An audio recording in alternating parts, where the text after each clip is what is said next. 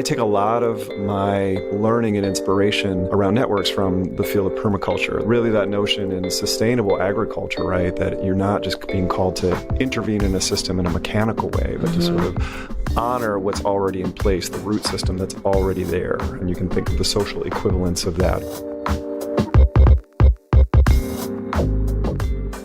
Hey, Ayushi, how you doing? Hey, good. How are you? I'm great. I'm great. We're, here to actually talk about networks this time, right?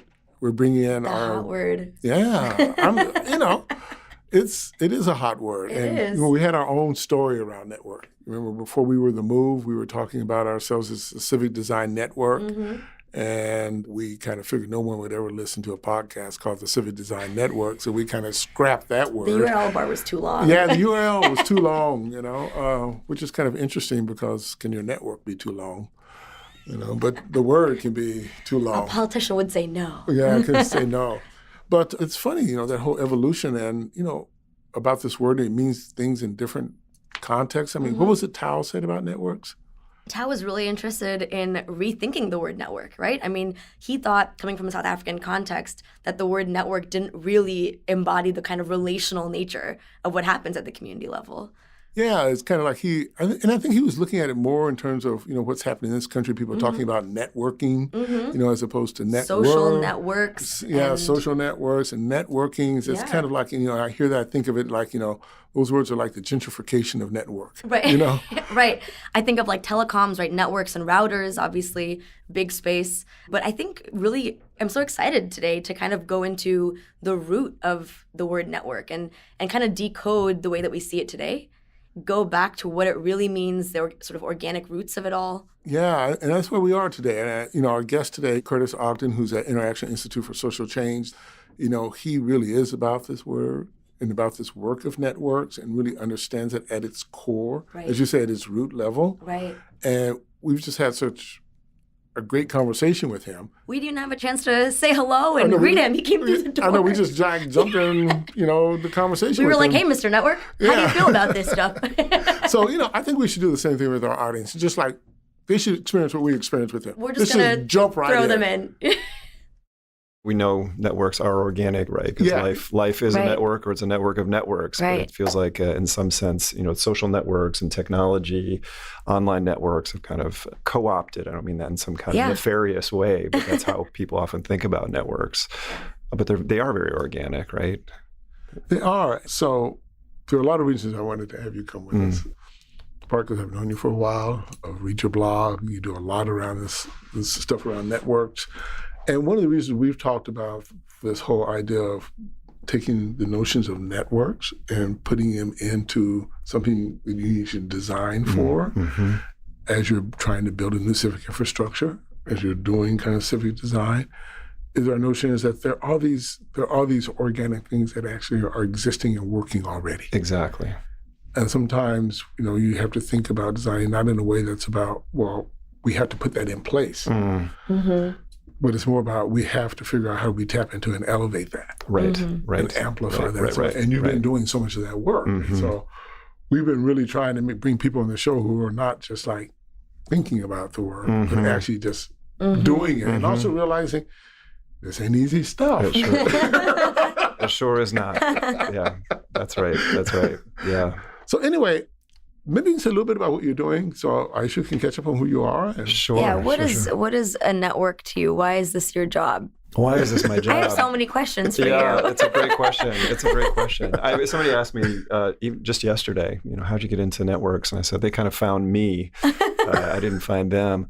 I mean, I think that in part, it's this conviction, right, that we've kind of subdivided the world into these compartments and have kind of projected as if those are actually what reality is. And so there's a lot of dismantling of those barriers and borders that needs to be done. And so to me, the baseline of network is about connection, and often it's about reclaiming and just validating connection.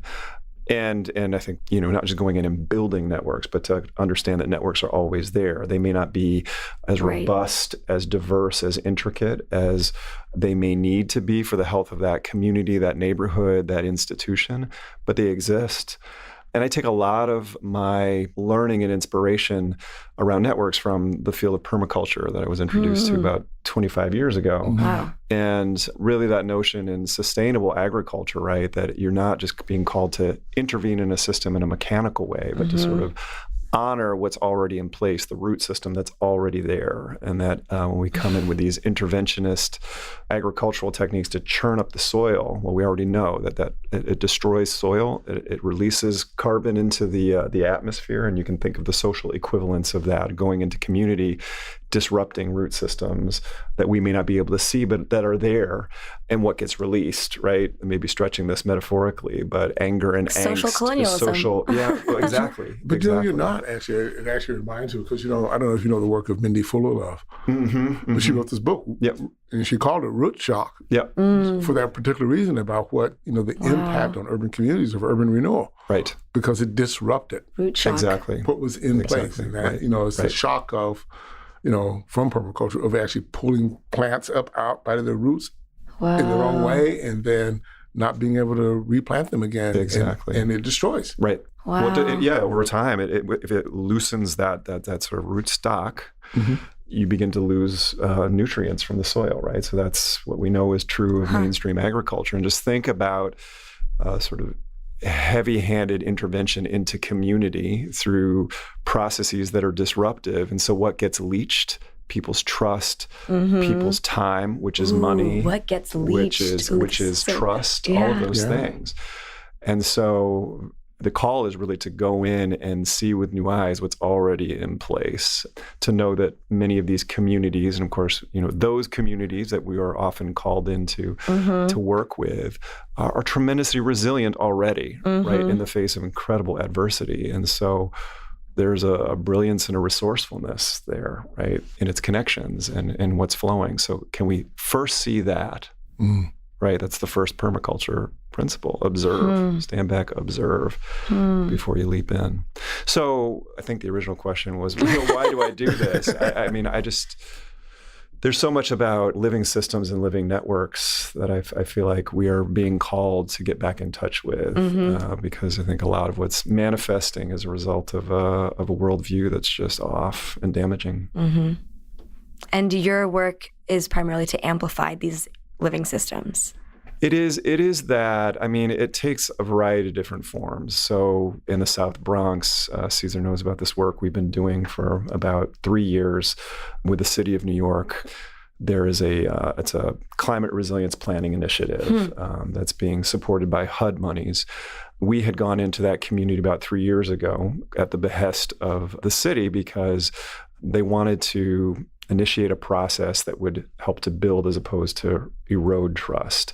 And so it was really actually remarkable in this situation. You don't often get called in to work with municipal leaders who are just like, it wasn't quite blank check, but it was very open, right? We're going to craft a process that really invites the community in early to talk about what matters to them. And it actually resulted in a list of implementation principles from the community that the process has really taken to heart around respecting community. And at the end of the day, this is not just about creating seawalls and backup energy, but it's about creating jobs and economic resilience. I mean, these are the things that it's basically honoring the definition of resilience in the community. Right. Now, that does not mean that every step in the process is easy. Right. So what we've done more recently is to build an engagement infrastructure that honors some of what's already in place on the ground. So there's a neighborhood outreach team. It's neighborhood residents that are paid to do work to engage the community, not just to get them to meetings, but to use art and other kinds of media that are going to be meaningful to the community, to continue to listen to what's on their minds and amplify their voices. So that's one example in a very place-based situation. I'm working with a few networks that are multi-organizational networks that are focused on issues, food justice, sustainability, public health. And so in those instances, it's really about trying to bring a more organic, emergent approach and structure to the work that tries to disabuse people of this idea that you can kind of come in and command and control and engage in pure problem solving, right? That has the problem go away and then just assume that your work is done. Somebody once said to me, the problem with problem solving is that once you've solved the problem, you think your work is done. We know that things are just more complex than that. And so it's about putting into place processes and structures that kind of in a continuous way can adapt and adjust and respond to things as they come up. So that's the work with Food Solutions New England. That's the work with the Cancer-Free Economy Network and some other networks. I love that because as I'm listening to you, I'm realizing that when I think of the word network, I think of something that's a thing, like a noun, as opposed to a verb. But a lot of the work that you're describing to me is process building. Right. As opposed to family or people building, which is kind of what I think of when I think of the word network in the social context. Exactly. And that's so powerful because that way you're creating this sort of self-sustaining process, which is building trust, and in that process building resilience, and in that process building perhaps a network as well. Yeah, yes, exactly. Yeah. Somebody also say to groups sometimes, to some degree of recognition, sometimes people have no idea what I'm talking about, but it's to say that networks are not just it's not building a mechanism so that we can do that. They just are. They already are. Yeah. And so it's not a means, or it's not an end. Well, actually, it could be a means and an end, but the point is that, systems are networks. Yeah. And so there's no outside. As we're playing with connection and flow, we're playing with the system. Yeah. Right? We don't stand outside. That's a very mechanistic. Connection and flow. Yeah. How do you begin to understand human connection? Especially when you're trying to build process for and with a group of people that you may not be a part of. Yeah. I don't know if you're from the South Bronx, but thinking about the place-based nature of that network building. Yeah, it's a great question. I mean, certainly it's about partnering, really partnering with people on the ground, so to speak, who know the story of connection, right? Both know about the incredible social capital that's already in place, may know some of the social dynamics, the political dynamics. And so we've got to come in from a stance of curiosity and inquiry. Yeah. Because every community is different.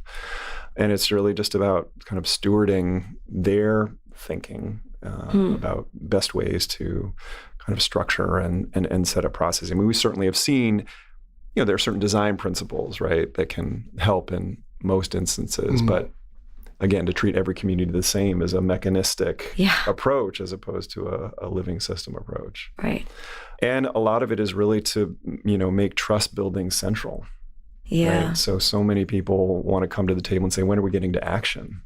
Right. And understanding that there is real urgency, we can leap to action and just continue to perpetuate the same dynamics over and over and over again.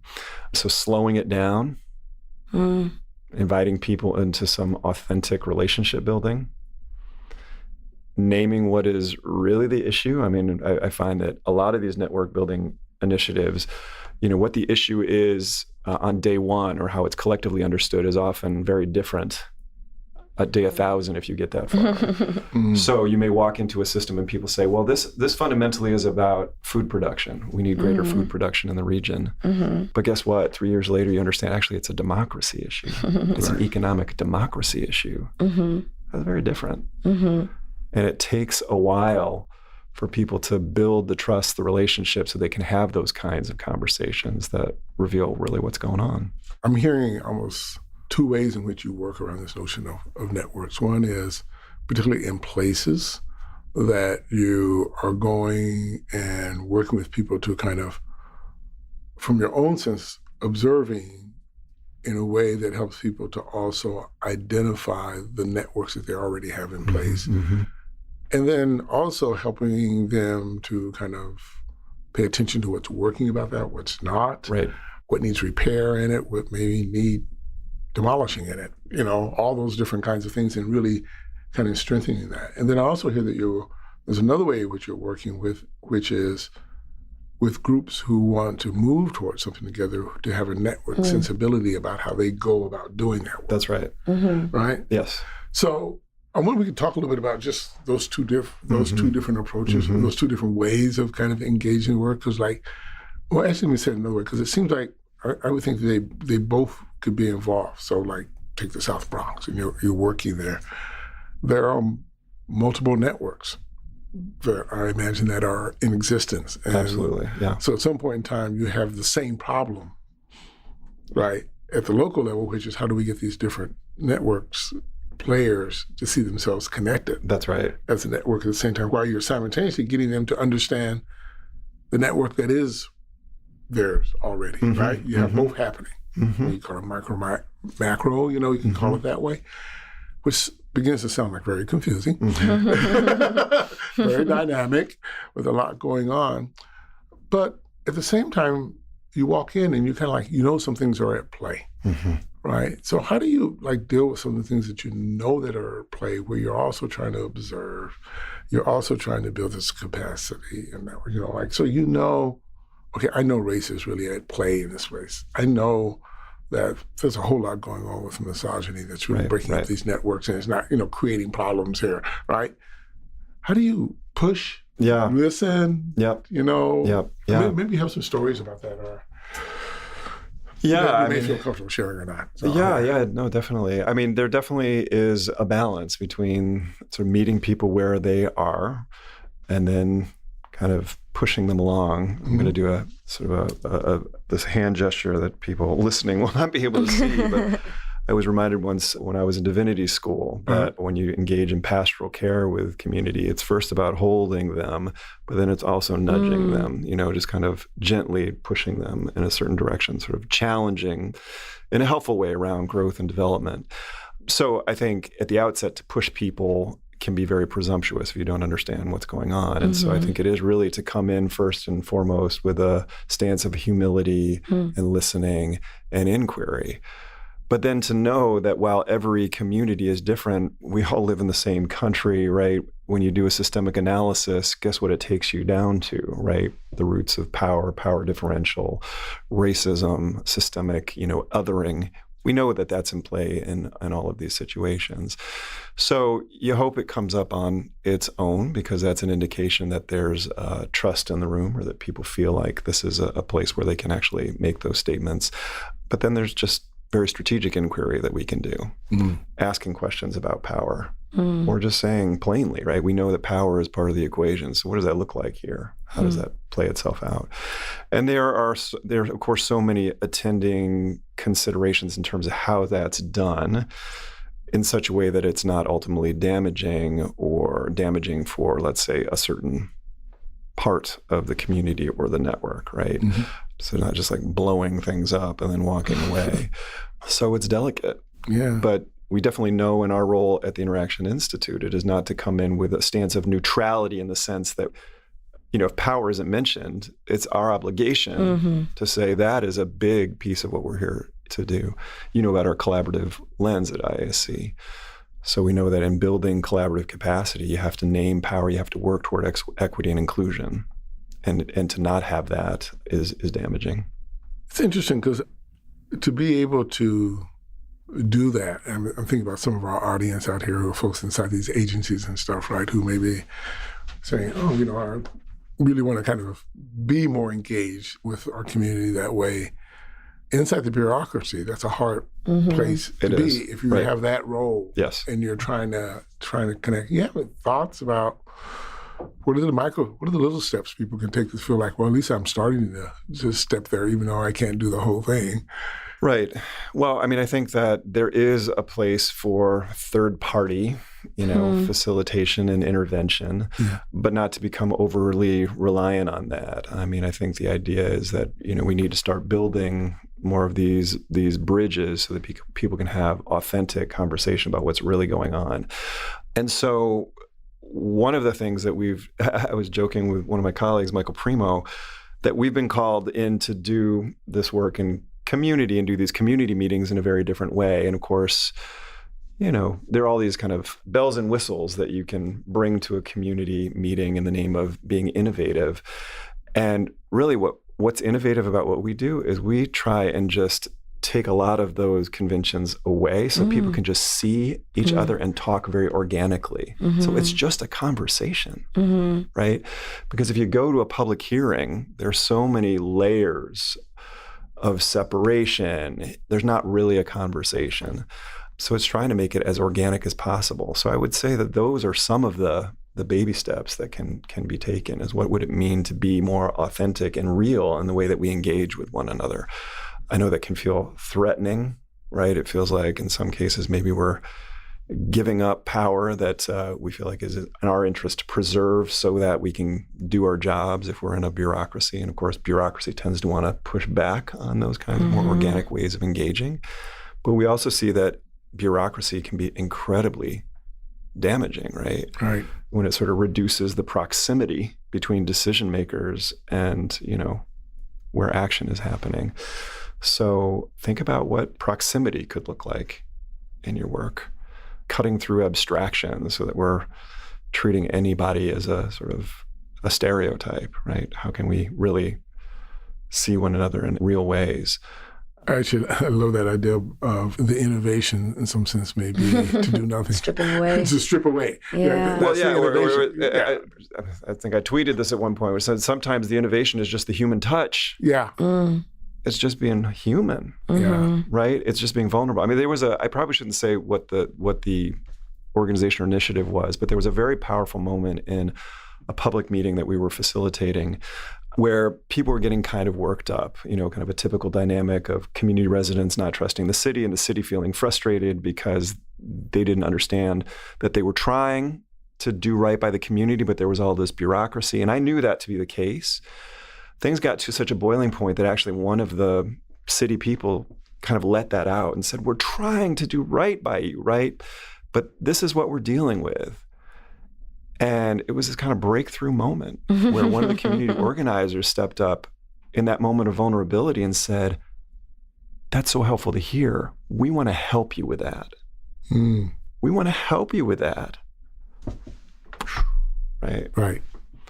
So those little moments of vulnerability and being real, I mean, they can be really scary. Yeah. But they can be breakthrough too. Yeah.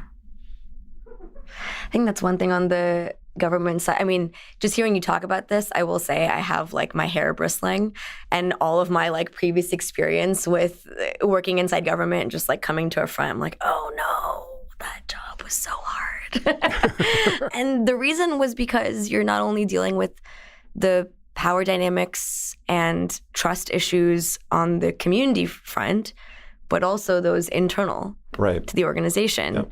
And those feed off each other because the people that work for the city, especially if it's a city municipal level agency, are often people that are also in the community. Right. And vice versa, Right. So it's not like there's a clear duality between, I'm not a resident, I just work here. Right. And so things are personal. Yes. And what you were saying earlier about a lot of the reason why people refuse to take off that hat and not speak from talking points and be authentic comes from this threat, this survival sort of instinct, which then makes me think, well, what would be the ways to reduce that feeling of threat? And I'm wondering whether the holding you were talking about earlier comes into play there. And I wonder what holding government looks like. How do you hold an organization, not just the people, the community that you're working with, but how do you actually hold the bureaucracy and be gentle? Yeah. Because the red tape is kind of inevitable with an organization as large as most municipal agencies are. Yeah.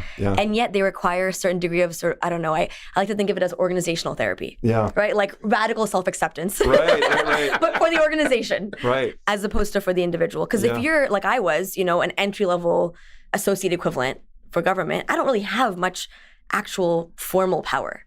So what do I do?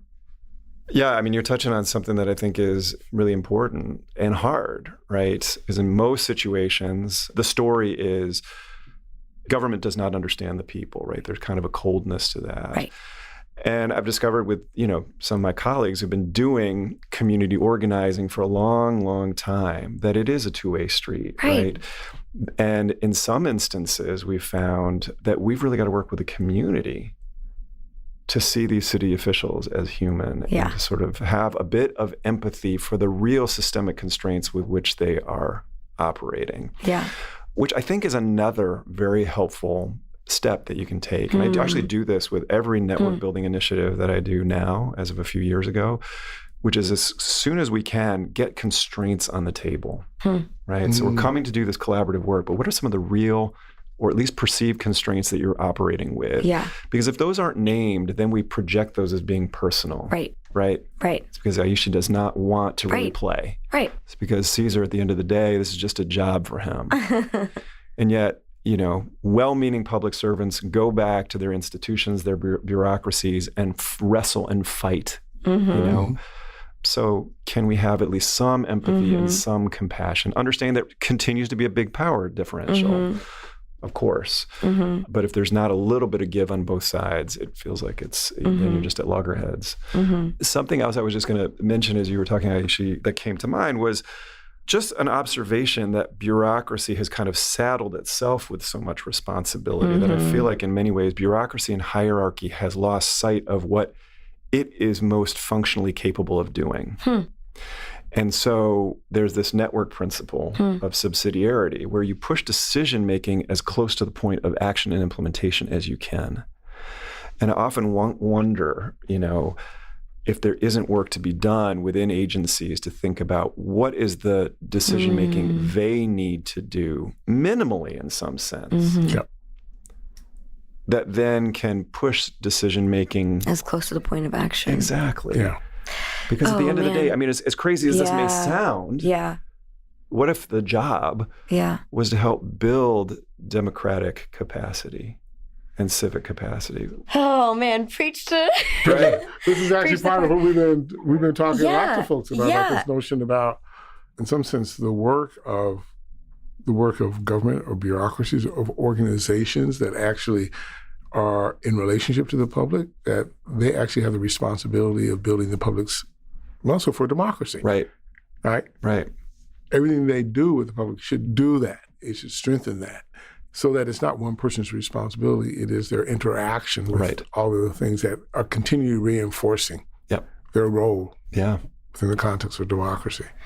One thing that we would talk about along those lines as well when I was working at this city agency was the way that we'd kind of envision what you just said about rethinking the muscle or rethinking the governance process within the city itself. The way that we framed it was not so much designing public services for the public, but also designing the public delivery process for the public servants, for those delivering. Because if our thesis was, if the delivering process, the serving process, was more empowering, more fun, more engaging, more delightful for the public servant, then the service would be better served to the community. Yeah. And right now, it's so difficult for the public servant to actually serve, whether it's because of that distance between the action and the decision maker, or whether it's because of other forms of internal, maybe informal politics within the community that impact the people that are working the jobs. It makes it really difficult for people who are well-intentioned to actually go through and do their job. Absolutely. Right? And then you perpetuate this government is lazy trope and, oh, well, they don't really care about us. Or, oh, they don't really know what public engagement looks like. Right. Yeah. No, I think you're right on. Yeah. But I love the synthesis of that as decision-making as close to the point of action. Yeah. I mean, and that requires a fair amount of, what's the word I'm looking for? Transparency, for sure. Well, transparency, but I think also, reflection on part of these bureaucracies. And it feels like we're on this treadmill, right? And sort of the busyness is one of our worst enemies because it doesn't really allow people to, step back and be reflective. But it's also clear that, oversaddled bureaucracies and organizations and institutions need to let go of something so that they can do their job better. Yeah. And that's where I think this idea of networked infrastructure can come into play. What do you mean by that? Right. Well, I just think that I'll give you this example. I'm just actively playing with this in different systems. And, a constant pain point I hear is that organizations, institutions are just overburdened, right, with work, whether you're talking about public schools, whether you're talking about hospitals, you're talking about other organizations. And what I feel like is missing in some cases is the interstitial tissue between institutions and organizations that would help to relieve some of the burden. So, community health workers are becoming a thing. And there's, where I am in Western Massachusetts, there's been this move to hire community health workers, not just solely to provide services to patients or those who are seeking services, but to the institutions, so that they can kind of be this like a liaison between the community. Exactly, and help people to navigate the system and relieve some of that burden on the institutions. And I feel like there is a whole, networks, of course, operate in very informal ways. It seems like we could formalize some of that kind of functionality in the field of networks. It's called network weaving, right? What are some of the weaving functions that we could formally support to relieve the burden, but also to create more resilient systems? It's still forming, but... Yeah. No, it's a really good point. I know out in that area, some years ago, I was working in Springfield, in the North End, and they had a really robust kind of community health worker program. They called NEON, North End Organizing Network, that were basically people who were health workers who they had a schedule. They went through making sure they could hit every door every month, right? And they had enough. They had like 12 of these folks in their neighborhood and divided the system. But when they went, it wasn't just to check up on a relationship to a particular health issue. They were there to kind of observe what was going on, to help people connect to other things they didn't even know that they needed or wanted, right? Yeah, exactly. It became that kind of social thread. Yeah, that's right? I like that social. In the community, and these workers would come back and they would talk about what they were seeing. They would be able to say, so and so needs this. I saw that. They would help them make that connection. Right. And one of the problems with all of that was the way the systems are set up. There was actually nothing to actually pay for that. Right? They had to find other ways to pay for that, even though they found out sometime later that that was actually saving money in the system. Right. It was saving the system a lot of money because it was preventing so much. It was creating greater efficiencies. Exactly. But folks didn't necessarily see that to begin with. Yeah, it's another great example. And I think it's just emphasizing the need for people to develop more of a networked way of seeing, right? Because there's a way in which that is still diminished in terms of the value that's added. It makes me also think about another network that I've been working with, which is an education network. So it's a network of schools, and a critically important role they have that is very, very valued are coaches that work with schools. And yet it's interesting how the coaches are often identified for their content knowledge, but it's not just the content knowledge. When they tell their stories, it's often about making connections between schools, right? Finding other districts that are dealing with similar challenges, which, again, is a way of preventing those schools from having to go through the same kind of challenges without some kind of support.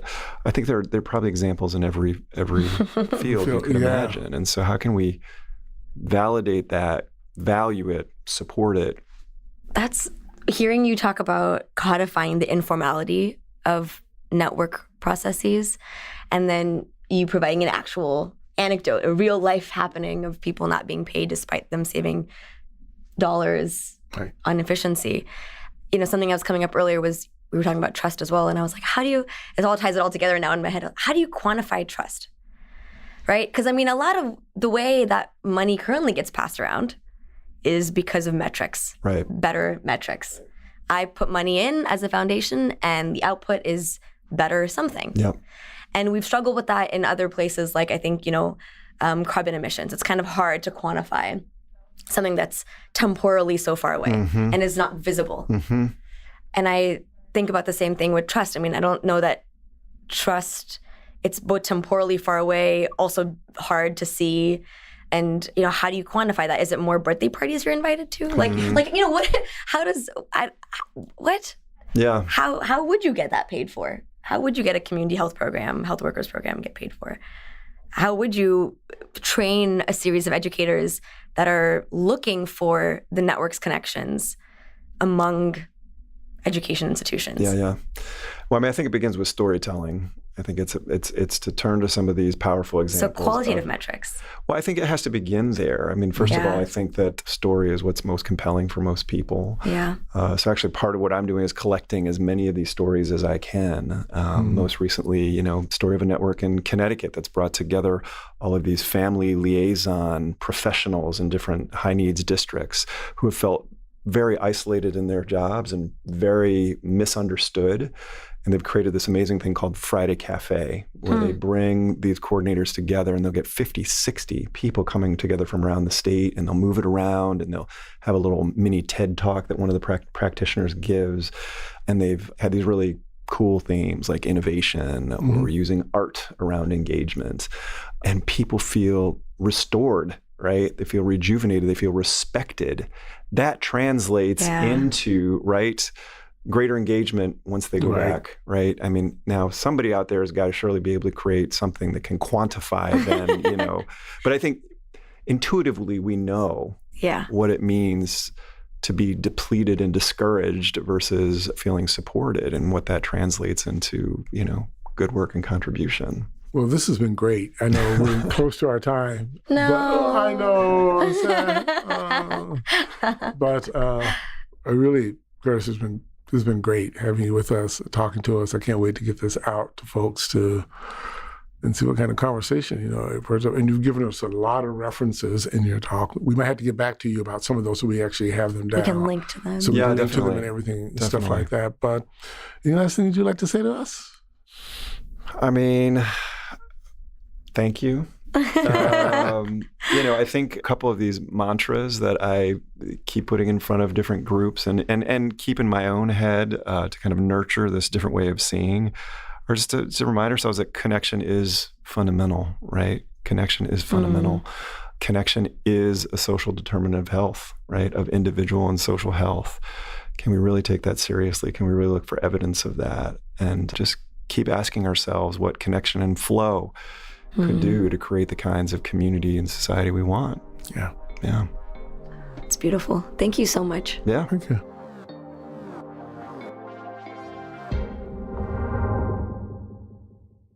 Wow. That was amazing.